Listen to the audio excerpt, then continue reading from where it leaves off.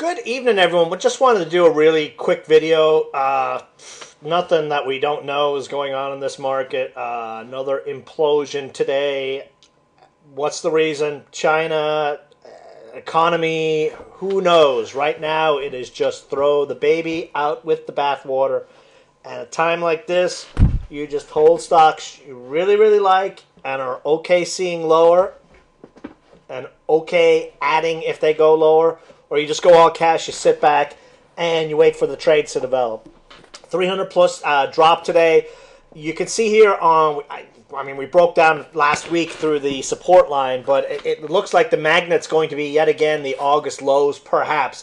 We do have, when we did the back test back in September, we touched the 16K, 15.9, 16K a couple of times, so perhaps we'll see that level hold up. It's hard to imagine without some serious intervention from the Chinese tonight that the market does not gap down in the morning. What are the things the Chinese could do? Increase the valuation of the yuan, perhaps, even though they need to be devaluing it. So things, the way we sold off today, the last couple of days we've seen this miraculous buying come in with an hour left or 30 minutes left in the day, pushing a tape that has been 90% red up 100 plus points, 200 plus points from the lows, hiding the fact that there's weakness all over, and that rooster kind of came home today, and this is what we saw. Let's look at the Dow Transports, though. Dow Transports, it's actually down here, believe it or not. Let me tighten up the chart here. Here is the Dow Transport. Since December, the first week in December, we are now down 1,600 points. We are pushing bear market territory just from December on this point. An absolute decimation. And this is with the major input, oil, the price of oil for transport stocks down. This chart, and you know, I've really been saying it for the last 4 or 5 months as we've seen this market kind of really suck ass, that the Dow Transports need to take a leadership road because this was the indice that led us through the bull market. Now, I've been reading, you know, messages on a bunch of different message boards and Twitter, and guys are getting, what's happening now, I told you guys was going to happen a few months ago. All these guys that you see out there on Twitter who blew their accounts up, buying the bid, chasing biotech stocks, going all in, banking, they've blown their accounts up in the last week. I mean, I've seen a post, guys down 50, 75% in a week. I mean, how the hell do you let that happen in a week? How invested were you in a stocks with, you know, the sky falling? But a lot of these guys, a lot of these websites popped up over the last couple of years. They have no idea how to trade a tape like this. A lot of them are going short. I don't go short tapes like this. I've been through many of these crappy markets all the way back to 99. You go short a tape like this, you go take, you know, grab a cup of coffee, you come back, the market's up 600, 700 points. There is going to be a vicious upside move in this market. Is it going to be next week? Is it going to be 2 weeks from now? Is it going to be a few hours from now? Nobody knows, but there is going to be a vicious snapback rally, and all the guys who've gone out cash, flipped to the other side, gone short, they'll end up covering higher. But we need to see strength in the transportation stocks to get a good feel. Now, you hear a lot of people talking about oil. It's all about oil. Yeah, oil's a big component. You know, we've seen guys calling a oil bottom since USO at 32, and it hit the 8s today. Yeesh. McClellan Oscillator dropping nicely. It ended today at negative 89. So we are getting down to that zone where if you've got a little bit of risk in you, now what sucks is we've got a holiday weekend coming up.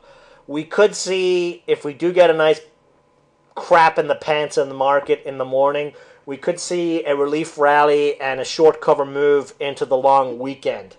If you've got some risk tolerance, the place to look at, like we talked about on the weekend, will be Apple and Netflix. Netflix has got their earnings next week, and maybe just some SPY calls just for a bounce back. I wouldn't go in big. It would just so that you feel like you're participating in a little bit. Otherwise, just sit in your hands, watch, wait for things to stabilize a little, and then find some trades. Just wanted to show you guys, this is a 5-year look at the McClellan oscillator, and we are getting really close. I mean, if you go back and look at these dates and see what happened, this is when, the teabaggers started doing their stuff and other silly mini crises that we saw over the years. We're getting to that zone where we're going to see a big snapback. I would say it's going to happen next week, unless they implode us again in the morning and rally us back again.